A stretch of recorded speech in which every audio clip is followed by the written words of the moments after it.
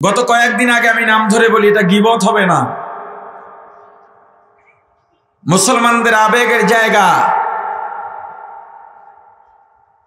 হারামাইন শরীফাইন জিয়ারত সংশ্লিষ্ট ইবাদত হজ নিয়ে বাজে মন্তব্য করে মন্ত্রিত্ব থেকে বরখাস্ত হয়েছিল টাঙ্গাইলের লতিফ সিদ্দিকী। একটা ভিডিও এলো এই এক সপ্তাহের মধ্যে কোনো একদিন, হুজুরদের মজলিসে ভাবে বসা, চারদিকে হুজুর, উনি বলতেছেন আপনারা দোয়া করেন আল্লাহ আমাকে মাফ করে দেন। আল্লাহ আপনারা দোয়া করেন আল্লাহ আমি ক্ষমা চাই, কিন্তু আপনাদের এই দোয়ার সাথে আমি আমিন বলি নাই, কোনোদিন আমি বলি না। কত বড় নাফরমান হলে এই কথা বলতে পারে? কেন আমিন বলে না এই ব্যাখ্যাও দিয়েছে। কেন বলে না? আমি জীবনে গুনাহ করি নাই, আমার জীবনে গুনাহ নাই। একটা হুজুর তার পাশে বসে একটা কথা বললো না, এটা আমার খুব কষ্ট, এটা খুব দুঃখ আমার। আরে সবসময় বলে আসছি, আমাকে যেই আল্লাহ সৃষ্টি করেছেন আমাকে ওই আল্লাহই রক্ষা করবেন। বিশ্বাস হয় না? জোরে বলেন। এ পর্যন্ত 6 বার অ্যাক্সিডেন্ট করেছি, কয়েকবার হামলার শিকার হয়েছি। 6 বারের অ্যাক্সিডেন্টে 6 বারই মারা যাওয়ার কথা, কিন্তু এখনো আপনাদের সামনে বসে আছি। কে বাঁচাইছে? গাড়ির ড্রাইভার? আমি নিজের কৌশলে বাঁচছি? কে বাঁচাইছেন? তাহলে ঈমানটা কেন আসবে না? এমন লোকদেরকে মাদ্রাসায় বসায় রাখে, ফল ফুরুটাই না বইরা ফেলায়, কিন্তু পাশের মাদ্রাসার মুহতামিম সাহেব আসছেন, দায়িকাও জিগায় না ওই মাদ্রাসাওয়ালারা। এমন মাদ্রাসা আছে না নেই? আওয়াজ দিয়া বলেন। যদি জিজ্ঞেস করা হয় এই লোকটাকে এভাবে তেলতুলা কেন দিতেছ, কয় না হয় মাদ্রাসা টিকবে না। এদের পূজা করে তোমাকে মাদ্রাসা টিকাবার দায়িত্ব কোন শরীয়ত দিয়েছে? মাদ্রাসা চলবে দ্বীনের ফুল স্পিরিট নিয়ে। যদি জালিম বা বাতিল মাদ্রাসা বন্ধ করে দেয়, যাক বন্ধ হয়ে আমার কাজ চেষ্টা করা, আমি আবার মাদ্রাসা উঠাবার চেষ্টা করব, আবার বাতিলরা বন্ধ করে দেবে, আবার চেষ্টা করব, আবার বন্ধ করে দেবে, আবার চেষ্টা করব। এক সময় যখন আমার ইমারত দাঁড়িয়ে যাবে, আমার বিল্ডিং দাঁড়িয়ে যাবে, পৃথিবীর সমস্ত বাতিল মিলেও আমার মাদ্রাসার একটা পিলার পর্যন্ত স্থানান্তরিত করতে পারবে না।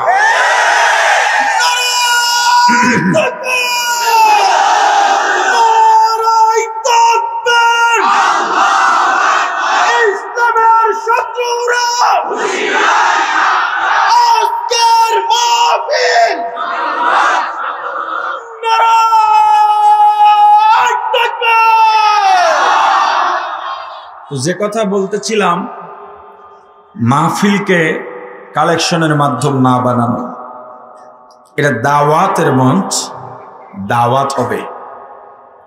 কিন্তু মাহফিল কমিটি কি করে? এই মাহফিলকে একটা বিজনেস বানায় নিছে। কিভাবে বিজনেস বানাইছে? আমার কথার সাথে আপনারা মিলাই দেখেন। মাহফিলকে মসজিদের ছাদ দরকার, কমিটি বসে কি করা যায়, ছাদ থেকে একটা মাহফিলের আয়োজন করো। স্টার্টিং কিভাবে হয় সেটা বলতেছি। তাহলে একটা ওয়াজ হইলে তো ওয়াইজ দরকার, আলোচক দরকার নাকি? এটা আমরা বড় মসজিদের হুজুর হলেই হয়, বামুল বড় মাদ্রাসা আছে এখানের একজন হুজুর হলেই হয়। এমন প্রস্তাব যখন কেউ দেবে তখন সবাই উঠবে, না না না না না, এগো দিয়া হবে না। তো কার নামে লোক বেশি হয়? কার নামে? কথা বলে না। তখন তারা আমার উপর আবার অনেকে খেপে যায়, তখন তারা বক্তাদের গরুর বাজারে ঢোকে।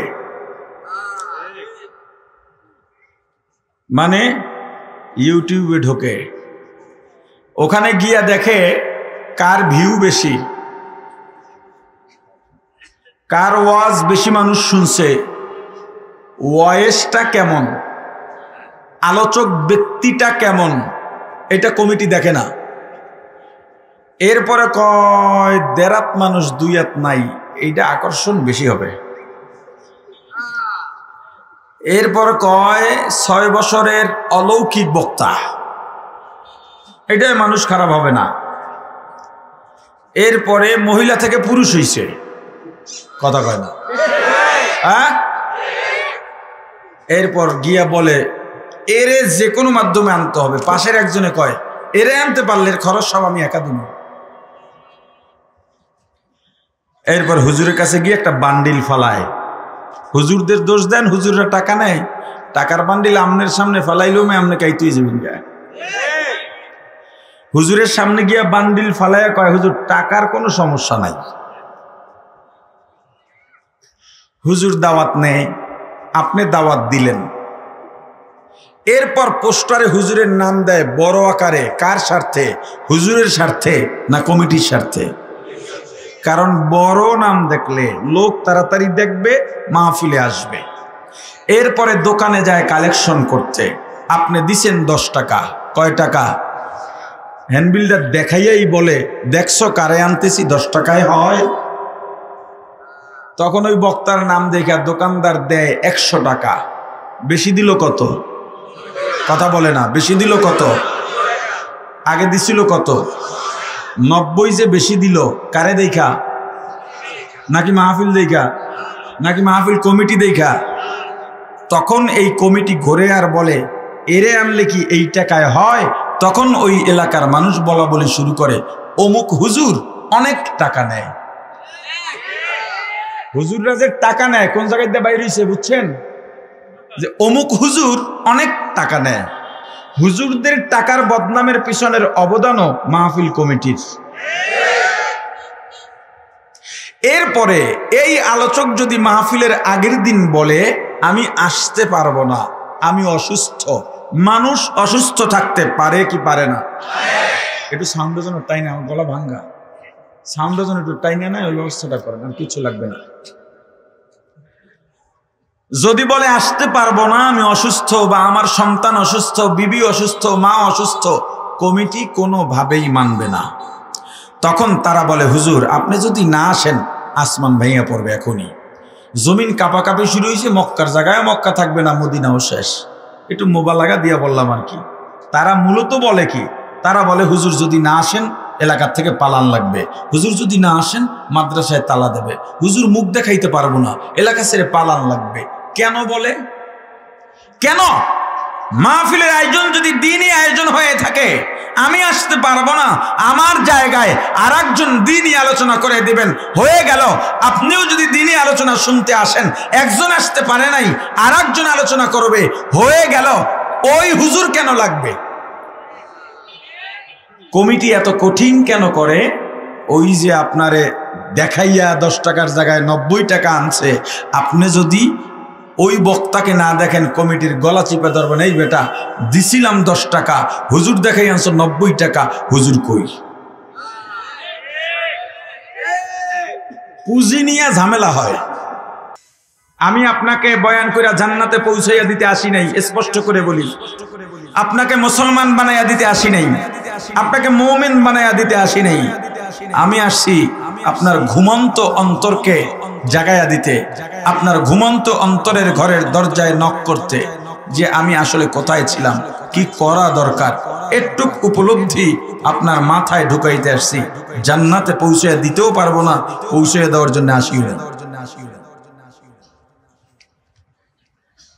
কি জানি বলতেছিলাম, এর 1 সপ্তাহ আগে ইমাম সাহেব গিয়া বলে সভাপতি সাহেব বেতন দেন 10,000 টাকা। ড্যামরায় তো মোটামুটি মনে হয় 30,000 টাকার নিচে কোনো মসজিদে হুজুরের বেতন নাই না? হ্যাঁ, এখন আমি কি বলি? আমি বলি ইমাম সাহেবরা সবাই ইমামতি ছেড়ে দেন, কর্ম করে খেতে, হালাল কর্মে কোনো লজ্জা নাই, বরং স্বাধীনতা আছে। রিক্সা চালান, পারবেন না, হুজুর মানুষ দেখতেও খারাপ দেখা যায়, একটা চা দোকান দেন, 20,000 টাকা পুঁজি লাগবে, ডেইলি 2,000 টাকা কামাই করবেন, মাস শেষে 60,000 টাকা। বলবেন হুজুর 20,000 টাকা পুঁজিতে এটা সম্ভব না, আমার কাছে যাইয়েন, আমি আপনাকে প্ল্যান দিয়ে দেবো ইনশাল্লাহ, যে আপনি 20,000 টাকা দিয়ে ডেইলি 2,000 টাকা হালাল ভাবে কিভাবে ইনকাম করবেন। 10,000 টাকা 8,000 টাকায় কেন চাকরি করেন আপনি? এটা করেন না। নামাজ পড়াবে সভাপতি, আজান দেবে মুয়াজ্জিন, খাদেম হবে কেশিয়ার।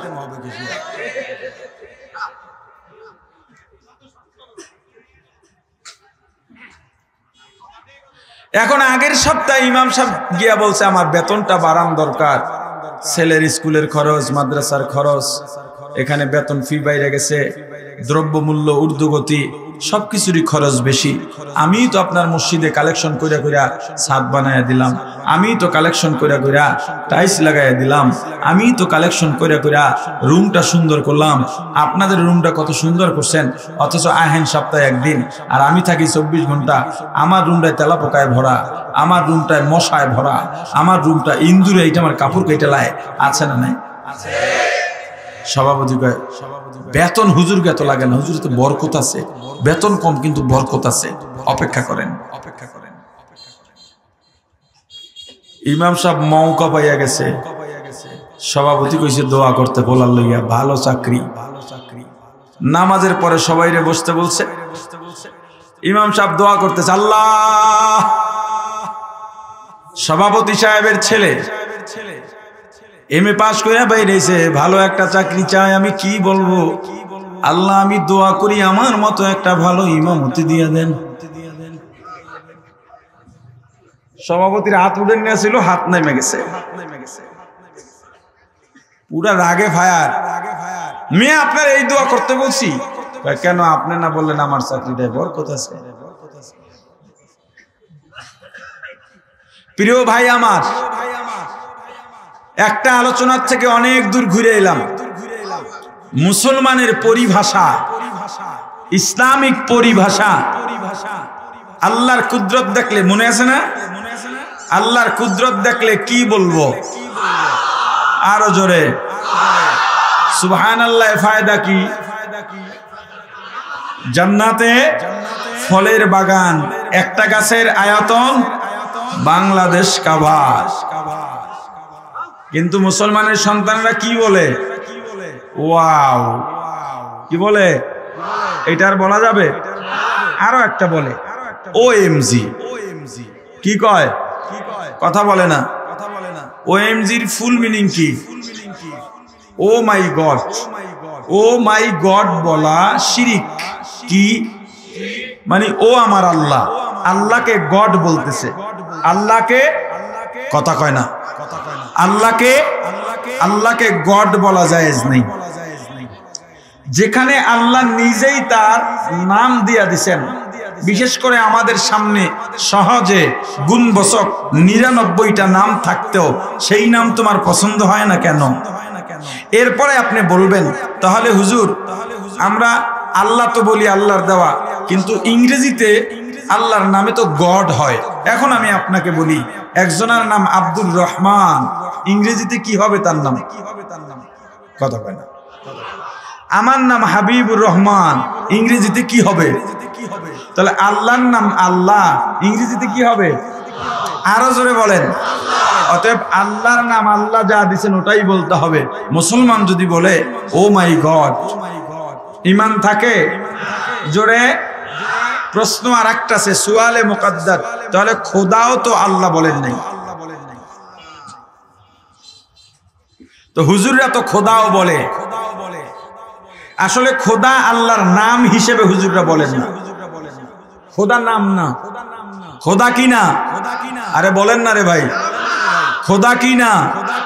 খোদা হলো আল্লাহর গুনাগুন। এক কথায় বললে সূরাতুল ইখলাস, কুল হুয়াল্লাহ সূরার ব্যাখ্যার এক শব্দ হলো খোদা, পুরা ব্যাখ্যার একটা শব্দ হলো খোদা। এই খোদা দিয়া সূরা ইখলাসের তাফসীর করা যায়। খোদা মূলত খোদ থেকে, খোদ বখত, আল্লাহ যে এক, আল্লাহু আহাদ, ওইটার সংক্ষিপ্ত মিনিং হলো খোদা। এটা আল্লাহর নাম না। ক্লিয়ার? কথা কয় না? আচ্ছা।